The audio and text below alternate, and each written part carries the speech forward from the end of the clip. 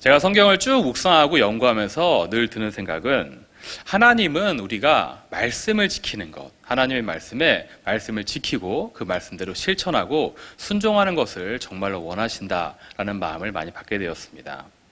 세상을 주관하시는 분이 우리 전능하신 하나님이시기 때문에 우리가 그러하신 하나님의 말씀을 우리가 듣고 믿음으로 순종하면 당연히 우리의 삶은 형통함의 축복이 임하게 될 것입니다.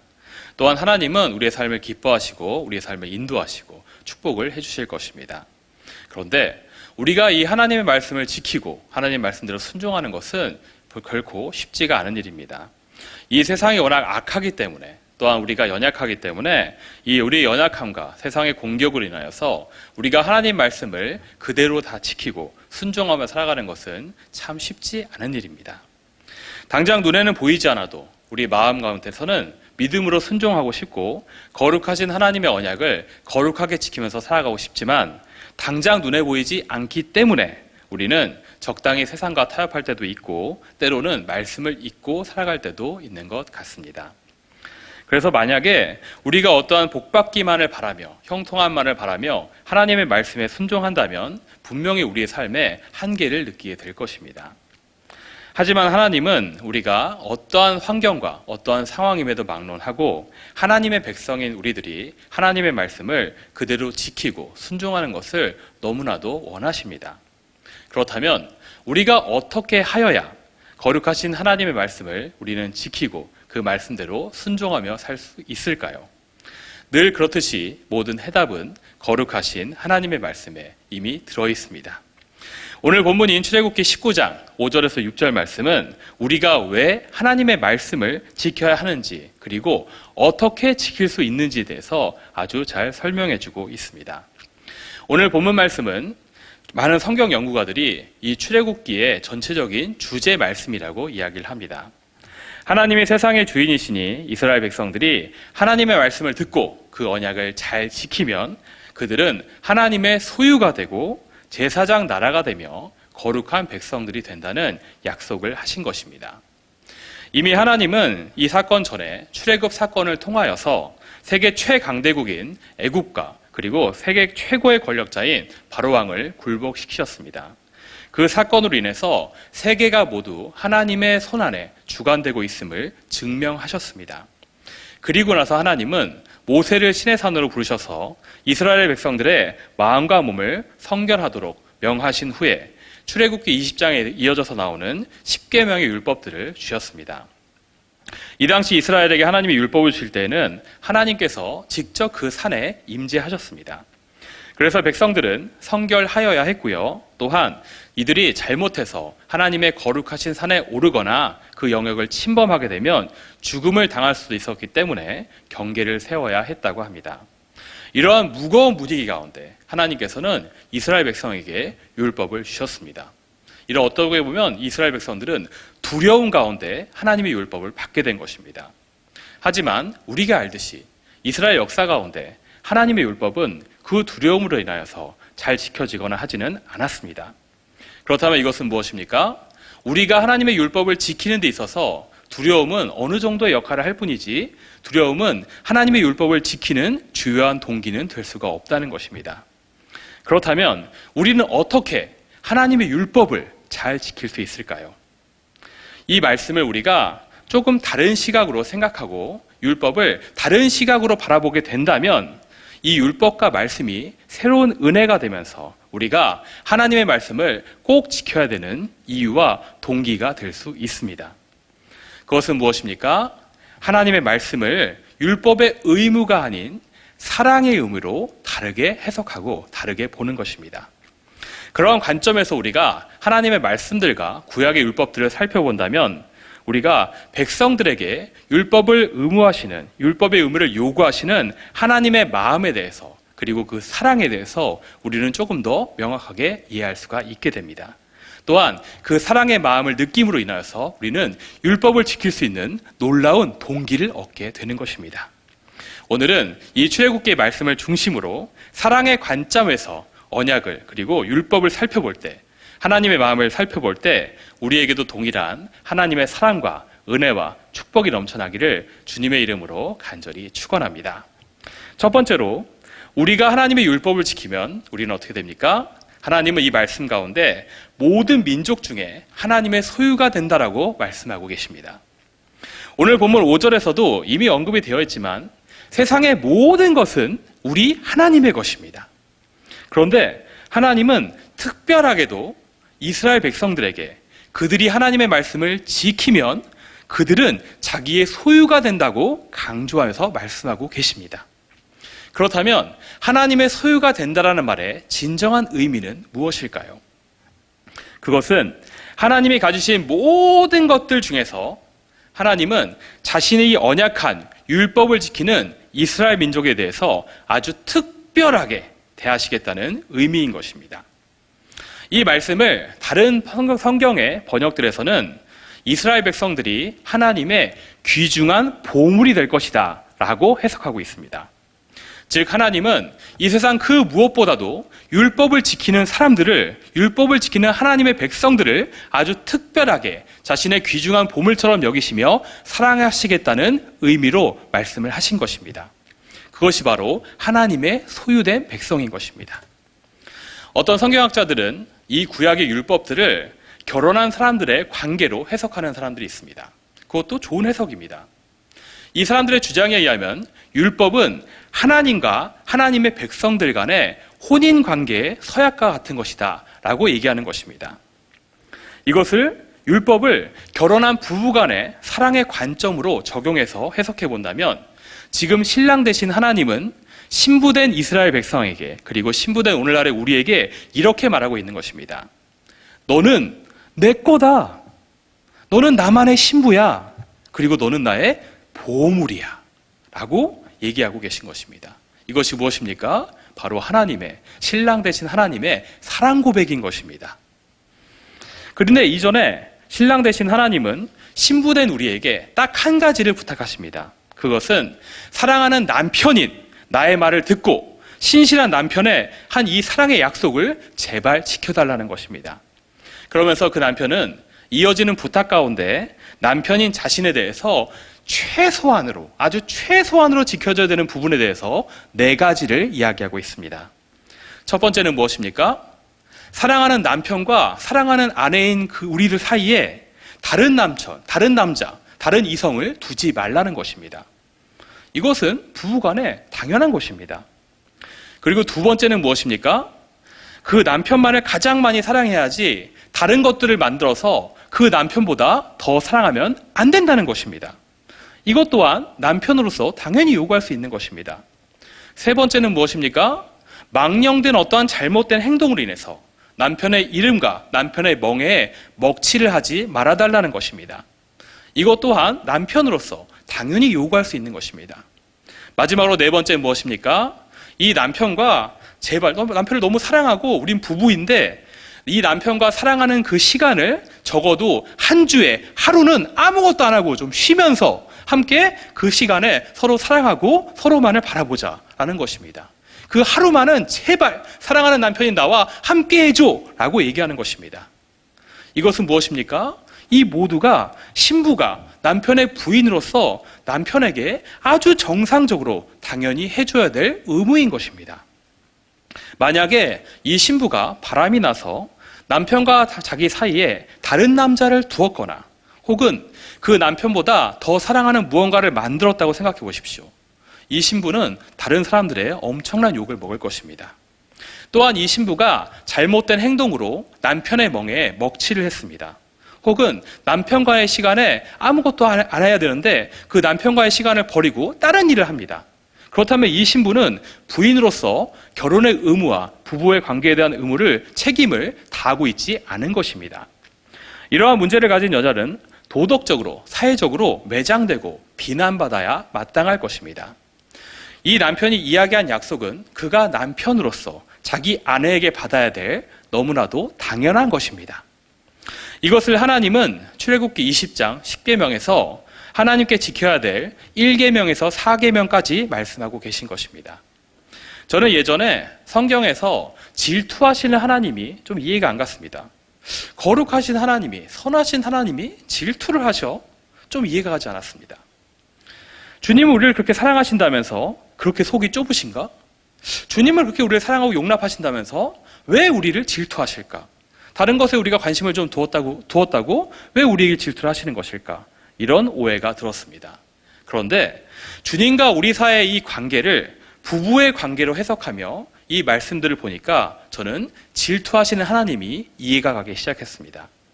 하나님이 우리와 부부의 관계라면 남편 대신 주님의 질투는 당연한 것입니다. 남편으로서 하나님의 질투와 분노는 지극히 정당하고 그리고 공의로운 것이기까지 한 것입니다. 사랑하는 성도 여러분, 하나님은 우리와 결혼하셨습니다. 우리는 주님의 신부로서 신랑 되신 하나님의 말씀에 반드시 순종해야 하는 것입니다. 이것이 정상적이고 온전한 사랑인 것입니다. 그러한 올바른 순종을 하는, 올바른 사랑을 하는 신부에게 신랑 되신 하나님은 그러한 신부를 자신의 소유된 특별한 보물처럼 사랑하여 주시는 것입니다. 그리고 남편으로서 사랑과 축복을 그 신부에게 모두 부어줄 수 있는 것입니다. 사랑하는 성도 여러분, 우리가 주님의 신부된 교회로서 남편 되신 하나님의 사랑과 언약을 기억하시길 바랍니다.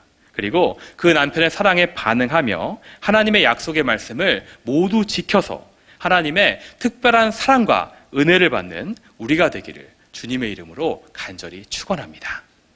두 번째, 우리가 하나님의 말씀을 지킬 때 하나님은 우리를 어떻게 하십니까? 우리를 제사장 나라가 되게 하시는 것입니다.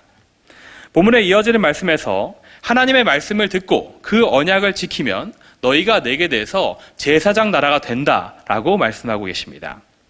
구약시대 제사장의 역할은 무엇입니까?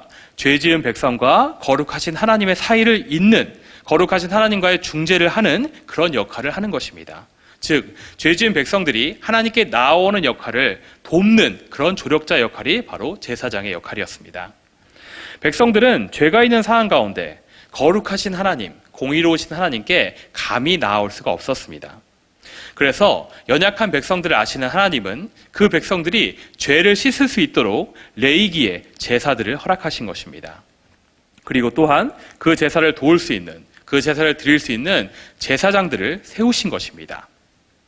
그래서 제사장들은 백성들이 가져온 예물을 가지고 죄사함의 제사를 드리면서 그 죄지은 백성들이 하나님께 나아올 수 있도록 돕는 역할을 하였습니다.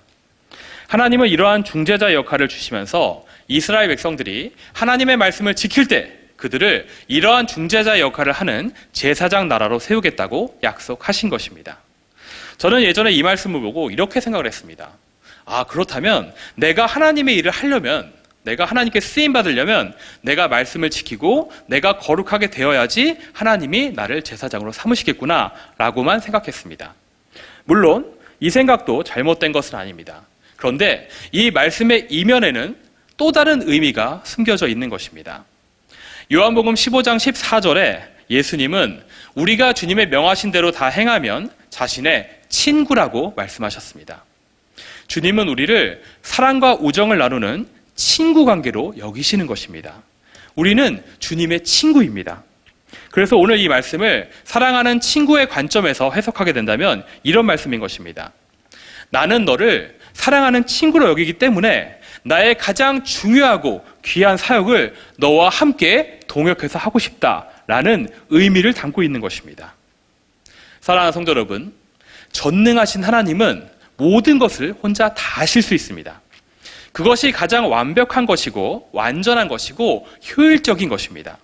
그런데 하나님께서는 그러한 완벽함과 효율성을 버리시고 가장 비효율적인 결정을 내리십니다. 그것은 바로 사랑하는 친구들과 함께 동역하시는 일입니다. 그 사랑하는 친구들이 하나님의 말씀을 잘 들으면 그나마 좀 낫겠지만 성경에 나오는 대부분의 인물들을 보면은 예수님을 제외하고는 모두 불완전하고 그들의 어떠한 연약함으로 인해서 많이 실수도 하게 되는 것입니다. 하지만 하나님은 그런 불완전한 친구들을 세우셔서 그들을 사용하시고 친구인 그들의 부족함까지도 하나님의 신실하신 인도하심을 통하여서 모든 것이 합력해서 선을 이룰 수 있도록 함께 동역하여 주시는 것입니다. 주님이 왜 이런 비효율적인 결정을 하셨습니까? 그것은 주님은 친구들을 사랑하시고 그들과 함께하고 싶으신 것입니다. 또한 주님은 세상의 다른 사람들도 하나님과 사랑과 우정을 나누는 친구로 만들고 싶으신 것입니다. 그런데 정말 안타깝게도 보이지 않는 사람, 그 하나님을 이 세상 사람들은 정확하게 볼 수도 없고 알아갈 수도 없습니다. 그런데 유유상종이란 말이 있습니다. 비슷한 사람들끼리 함께 모인다는 것입니다. 그래서 세상 사람들은 보이는 하나님의 친구들인 우리를 보고, 교회를 보고 하나님이 어떠한 분이신지 대충 짐작을 하고 알아가는 것입니다. 그래서 우리 하나님께서는 친구된 우리들에게 주님의 사역을 맡기는 사람으로서 아주 최소한의 것들을 당부하고 계십니다. 사람들과의 사이에서 한 가지 하라는 것과 5가지 하지 말라는 것입니다. 가장 먼저 하라는 것은 무엇입니까? 바로 자신의 부모님을 공경하고 효도하는 것입니다. 이것은 인간 사회에서 어떠한 사회와 문화 가운데서도 반드시 지켜져야 하는 중요한 것입니다. 그리고 하지 말아야 될 것 5가지가 있습니다. 그것은 무엇입니까? 살인, 간음, 도둑질, 거짓말, 남의 것을 탐내는 일입니다. 여기서 살인과 절도는 법적으로 금지된 것입니다. 사회적으로도 강력하게 금지된 것이기 때문에 우리는 그것을 조금만 생각해봐도 하지 않을 것입니다. 또한 간음과 거짓말과 탐심은 도덕적으로 금지된 영역입니다. 조금만 우리에게 양심이 살아있어도 그것은 감히 할 수가 없는 것입니다. 이러한 6가지 명령이 출애굽기 20장에 나오는 5계명과 10계명 사이에 나와 있습니다. 이웃과의 관계 가운데 지켜야 할 계명인 것입니다. 하나님은 사랑하는 하나님의 친구들인 이스라엘에게, 그리고 오늘날의 교회에게 최소한의 양심으로 이것들은 지키라고 권면하고 계신 것입니다. 사랑하는 성도 여러분, 하나님은 우리를 사랑하셔서 우리를 당신의 친구로 여기십니다. 그리고 하나님의 사역 중에서 가장 귀하고 중요한 사역을 우리와 함께하고 싶으신 것입니다. 그 놀라운 하나님의 사랑과 그 신실한 우정을 생각할 때 우리는 하나님의 친구로 살아가며 이 6가지 정도는 간단히 지켜줘야 하는 것입니다. 이러한 친구 되신 하나님께 감사하시면서 거룩한 제사장의 모습을 가지고 세상에 하나님의 친구가 되어야 할 사람들에게 그들을 올바르게 거룩한 길로 인도하는 우리가 되기를 주님의 이름으로 간절히 축원합니다. 마지막으로 우리가 하나님의 말씀을 지킬 때 우리는 어떻게 됩니까? 우리는 거룩한 백성이 됩니다. 이어지는 본문 말씀에 우리가 하나님의 언약을, 하나님의 말씀을 지키면 우리가 거룩한 백성이 된다라고 이야기하시고 있습니다. 이것은 당연한 말씀입니다. 거룩하신 하나님의 말씀을 우리가 지키게 되면 우리의 마음이 거룩해지고 우리의 생각과 우리의 말과 우리의 삶도 자연스럽게 거룩해지게 되는 것입니다. 그런데 우리가 또 한 가지 생각해 볼 것이 있습니다. 하나님은 우리를 무엇으로 부르셨습니까? 하나님은 우리를 자녀로 부르셨습니다. 하나님은 우리의 아버지가 되십니다. 이 말씀을 아버지 되신 하나님과 자녀된 우리의 관계 가운데 다시 해석해서 본다면 그 안에 숨겨진 다른 의미를 찾아낼 수가 있습니다. 그것은 무엇입니까? 하나님을 닮아가는 것입니다. 우리 아버지를 내가 닮아가는 것입니다. 거룩은 하나님의 성품입니다. 우리가 점점 거룩해진다는 것은 무엇입니까? 우리가 점점 우리의 아버지를 닮아간다는 뜻입니다. 이것을 교리적인 용어로, 신학적인 용어로 성화라고 이야기합니다. 자녀는 부모를 닮습니다.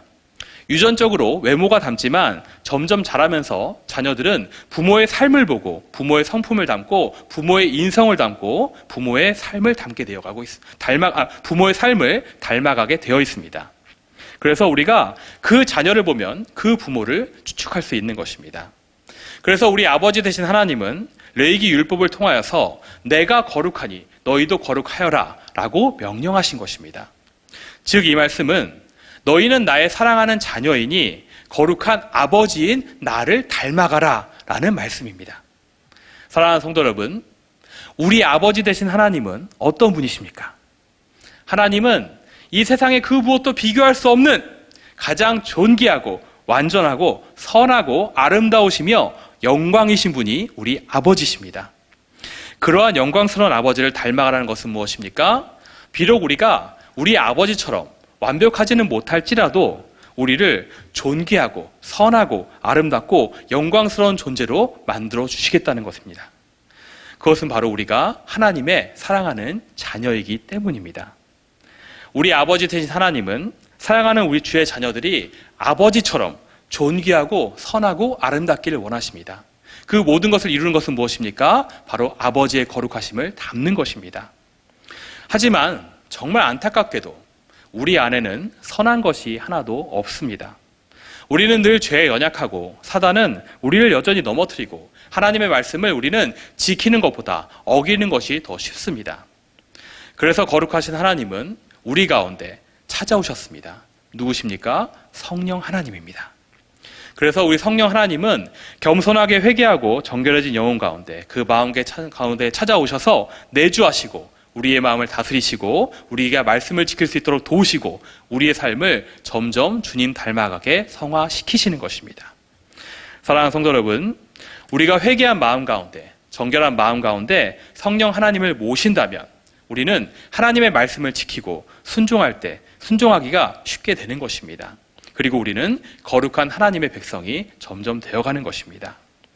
우리를 자녀로 삼으시는 그 거룩하신 사랑에 감사하면서 말씀에 순종함으로 아버지를 닮은 거룩한 자녀가 되는 우리 모두가 되기를 주님의 이름으로 간절히 축원합니다. 이제 말씀을 마무리하겠습니다. 하나님은 이스라엘 백성들에게 사랑하는 남편으로서, 사랑하는 친구로서, 사랑하는 아버지로서 하나님의 율법을 사랑으로 허락하여 주셨습니다. 그런데 정말 안타깝게도 이스라엘 백성들은 하나님을 종교적인 어떠한 율법의 하나님으로만 인식하여서 하나님의 말씀을 제대로 지키지 못하였습니다. 우리가 성경을 보면 이스라엘 역사 가운데 하나님의 율법을 제대로 지킨 시대가 별로 없음을 우리가 알 수 있습니다. 그런데 이것은 오늘날의 우리에게도 마찬가지인 것입니다. 만약에 우리가 하나님의 말씀을 어떠한 종교적인 율법으로만 여기고 단순히 복을 받거나 심판을 면하기 위해서 지키려고 그런 식으로만 노력한다면 우리는 하나님의 율법의 정말 깊은 면을 모르고 있는 것입니다. 하나님은 우리에게 어떠한 종교적인 규정과 법칙을 주신 것이 아니라 우리를 향한 하나님의 사랑을 나누어 주신 것입니다. 모세에게 처음 율법을 받은 사람들은 출애굽 1세대들이었습니다. 이들은 하나님의 말씀을 잘 지키지도 못하였고 그 말씀도 믿지 못하였기 때문에 약속의 땅을 포기해버립니다. 그래서 모세는 실패한 출애굽 1세대들의 모습을 바탕으로 출애굽 2세대들에게 하나님의 율법에 대해서 다시 가르치게 됩니다. 그 말씀이 바로 신명기의 말씀입니다. 모세는 신명기 30장 14절에 이렇게 권면하고 있습니다. 하나님의 말씀이 내게 매우 가까워서 내 입과 내 마음에 있기에 내가 이를 행할 수가 있다라는 것입니다. 즉 하나님의 말씀을 사랑함으로 사랑으로 가까이 두게 되면 사랑으로 입과 마음에 두게 되면 그것을 당연히 행할 수 있다는 것입니다. 또한 사랑의 사도로 불리우는 사도 요한은 요한일서 5장 3절 말씀에 하나님을 사랑하는 것은 그의 계명들을 지키는 것이다 라고 얘기했습니다. 우리 마음 가운데 하나님을 진정으로 사랑하는 마음이 있다면 하나님을 사랑하기에 그의 말씀을 지키는 것은 너무나도 쉬운 일인 것입니다. 그래서 사도 바울은 로마서 13장 10절에 사랑은 율법의 완성이라고 정의를 내린 것입니다.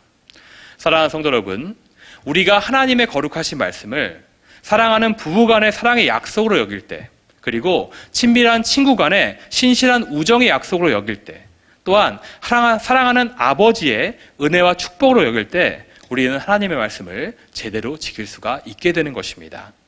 우리가 사랑하면 율법은 아주 가볍게 자연스럽게 따라오게 되는 것입니다.